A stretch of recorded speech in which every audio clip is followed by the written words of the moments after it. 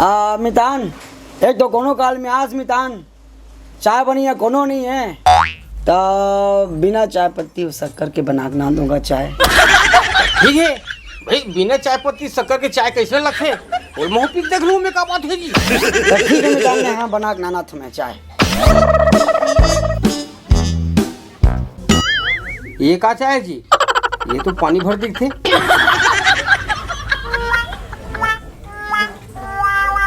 ये तो गर्म पानी भर हवे जी, कुछ ये स्वाद ही नहीं है। नहीं मितान, ये तो चाय मैं बना के लाने हूँ। ये हुक्का चाय साले है, चटले जरते भर भैया, नहीं पियो भैया।